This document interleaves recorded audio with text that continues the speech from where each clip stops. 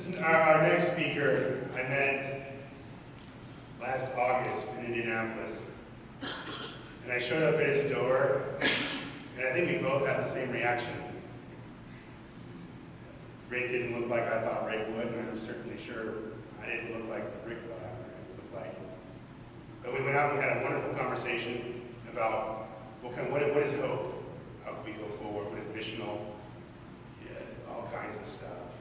Rick took us out to lunch and showed us the town, and all these conversations we kept building and developing our relationships. There's a grand hope for where we can go and how we can partner together in that. And Rick is going to come up here and talk to us about Hope Partnership, a new initiative for the Disciples of Christ, for us to move forward in partnership in this promising hope. So Rick's going to come up here and share with you about how we can continue to play with fire.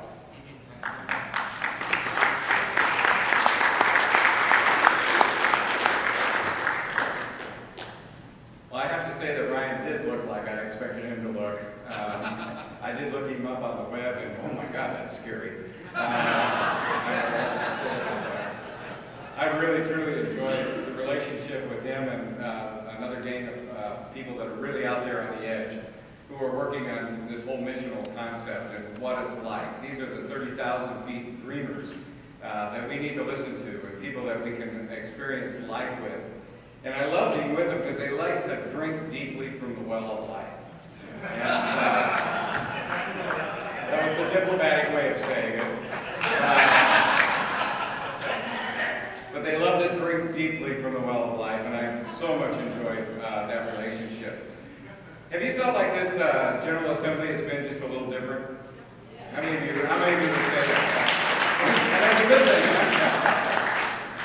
I've been coming to these like 100 years now, and I have to tell you, there is a sense that God is moving in our church in a different way. And we had one night with new church planners where we gathered together with the Antioch Project, and holy smokes, I felt like I'd been in a revival, and I'm an uptight white guy. And it was just an amazing sense. And then to be here with you all, as you have wrestled with the image of what it means to be a missional church. You know, there's so much that we need to be thinking about as leaders today. And that's what I want to talk about just real briefly. But about a year ago, right, 2 years ago almost, we had a summit in Indianapolis where we brought together seminary people, we brought together general unit representatives, we brought together racial ethnic ministry representatives, and we talked about transforming the church for this new era, this new time in which we're a part of, and what it's going to take. And it came down to essentially one thing. When the smoke clears the room, it's leaders being courageous. Leaders being courageous to enter into this new era of being. I don't know about you, but the whole planet right now is trying to figure out what is going on. Economies don't work the same way that they used to work in the past. People don't relate to each other in the same way that they did in the past. Our world and our context has changed around us tremendously. And the church is still stuck in most cases in a 19th century model, if not the 18th century. Well, it's one thing to have tremendous ideas about what it is God is calling us to do, and to have tremendous conversations about the direction that God might be leading us. It's another thing to implement that. Am I right? Am I right? Yeah. It's another thing that's very different in order to implement the vision that God has given us into that place. And 9 times out of 10, we know what we need to do. We are the smartest people in the world. We've got all the resources that we need to work with. It's oftentimes we just lack the courage to move ahead. And that's where the whole partnership has come together. It's to empower courageous leaders as they guide the church into life-giving expressions of ministry and to this new era of God's mission. Empowering courageous leaders as they guide the church into this new era. Of all the things that have changed in this world, and there are many things that have changed, another thing that has changed tremendously is the way in which we lead one another. It used to be my parents' generation, the top dog would bark it down to the next dog, and the next dog would bark it down, and eventually it got down to me, and I knew what I would do with myself for the day. That isn't working in any part of American society today at all. Instead, leadership is a whole new way of being as well. So how do we take these compelling ideas that you've been talking about, these incredibly invigorating conversations that we've been having, and turn them into the vision that God has given to us? How do we do that? Well, the whole partnership was developed primarily with the strategy of helping develop lay and clergy leaders of congregations together and working together towards this new era.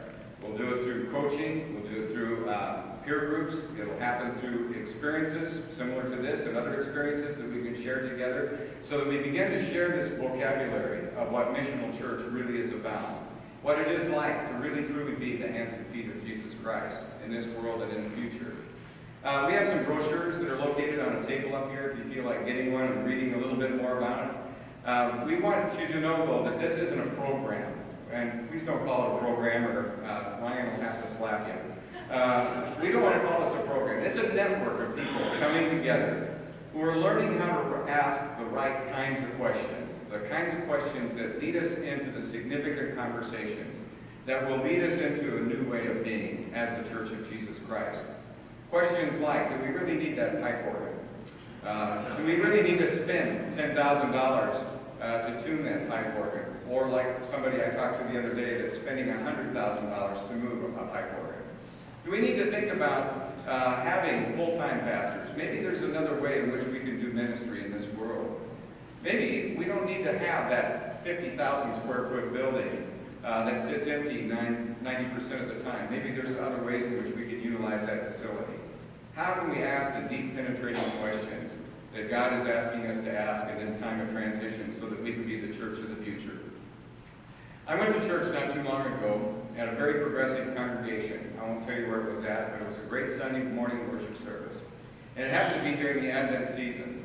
And when I went to church that morning, I decided I would look at the church through the eyes of somebody that was in their 20s. I know that you all think I'm in my 20s, but I just wanted to say that's not true. But I've done some reading about some people that are in their 20s. I have 3 kids in their 20s, and I've watched them from afar, and I think I can see things somewhat similar to how they see things, although I'll never have that kind of wisdom.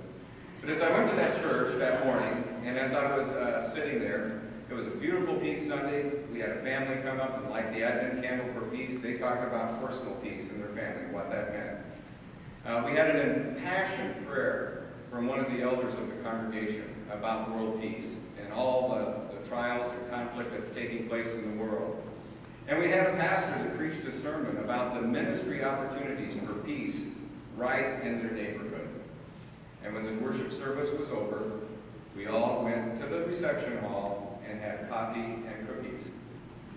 There was no opportunity for us to have an altar call about how we could engage our community, even though this church sat right on the line between poverty and affluence.